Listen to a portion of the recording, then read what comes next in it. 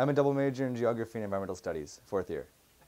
I'm heavily involved in music. I'm heavily involved in my school, geography, environmental studies, and I want to see a wide variety of events. By wide variety, I mean from the level of local to international caliber, and I also mean from acting to comedians to speaker series to music.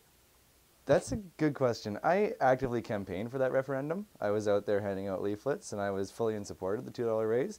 But seeing both the amount of people that voted and the result of the referendum, I'm totally okay with it. I mean, it was not necessarily a surprise and a disappointment, but I think that there are other ways that you can create an events budget that is more akin to other universities without necessarily raising student fees. I think we have to look for other creative solutions and partnerships in the community. I have 7 years of experience with various different events. I've been a fairly active student on campus for all 4 years of my education, and I know how to get things done on an operational level in terms of event planning. I don't want to answer for all students.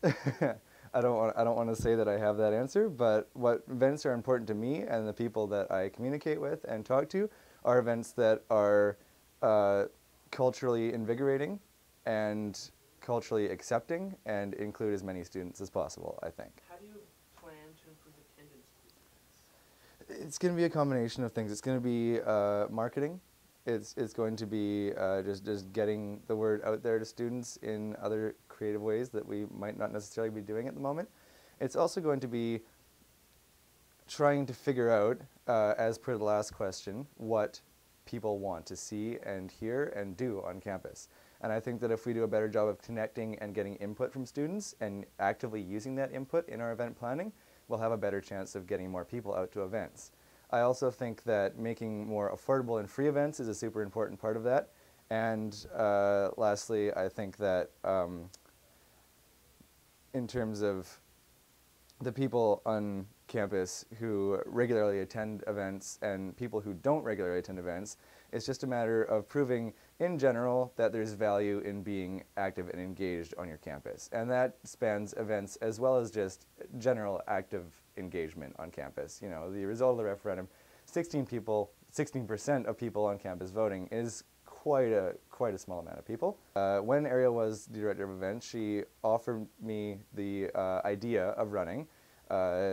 Quite a bit of changing and negotiating followed, and I had to think about it for a while.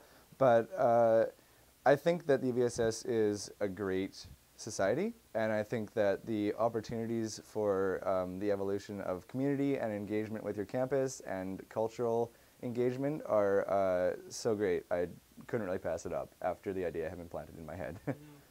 The two major groups that the Director of Event Portfolio works with are Vikes and ResLife.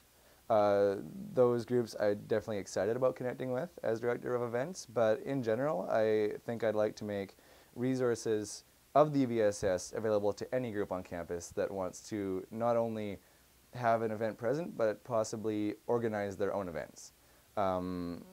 So that includes clubs, course unions, all of those advocacy groups, everything really.